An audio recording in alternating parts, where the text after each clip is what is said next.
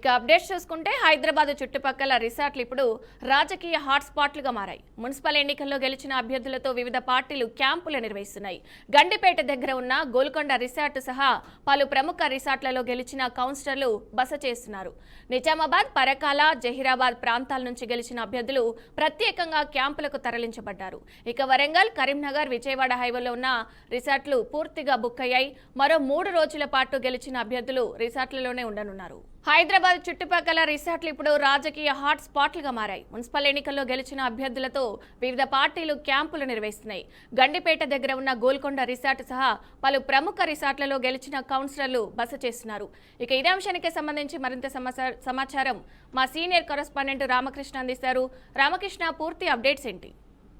విజయ, ఏదైతే ఈ election municipal ఎలక్షన్లకు సంబంధించి కూడా మొత్తం కూడా క్యాంపు రాజకీయాలు నడుస్తున్నాయి అని చెప్పుకోవచ్చు. రాత్రి నుంచి ఏదైతే ఆ 16వ తారీఖు దీనికి సంబంధించి కూడా ప్రమాణ స్వీకారాలు ఉంటాయి. ఏదైతే కార్పొరేషన్ కావచ్చు, 116 మున్సిపాలిటీలో గెలిచినటువంటి మొత్తం వీటన్నిటికి కూడా సంబంధించి మున్సిపల్ చైర్మన్లు, దీనికి సంబంధించి కార్పొరేషన్ సంబంధించి సో ఈలోపు ఎవరైతే గెలిచినటువంటి వార్డు మెంబర్లు ఉంటారో, డివిజన్ మెంబర్లు, వీళ్ళకి సంబంధించి కూడా మెయిన్ ప్రధానమైనటువంటి పార్టీలు ఏవైతే ఉన్నాయో ఆ పార్టీలన్నీ కూడా క్యాంప్ రాజకీయాలకు తెరలేపాయని చెప్పుకోవచ్చు. మెయిన్ గా చూసుకున్నట్లయితే గండిపేట దగ్గర ఉన్నటువంటి గోల్కొండ రిసార్ట్ లో నిజామాబాదు, పరకాల, జహీరాబాద్ నుంచి గెలిచినటువంటి అభ్యర్థుల్ని అక్కడికి తరలిస్తున్నారు. మెయిన్ గా వరంగల్, కరీంనగర్, విజయవాడ హైవే ఉన్నటువంటి రిసార్ట్లకు మొత్తం కూడా చుట్టుపక్కల ఉన్నటువంటి హైదరాబాద్ చుట్టుపక్కల ఉన్నటువంటి వాళ్ళందరినీ కూడా అక్కడ తరలించిన పరిస్థితి.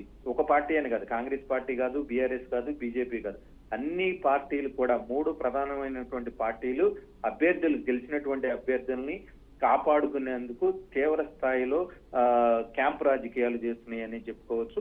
మొత్తం మీద చూసుకున్నట్లయితే దాదాపుగా 30 పైగా మున్సిపాలిటీల్లో హంగ్ ఏర్పడింది.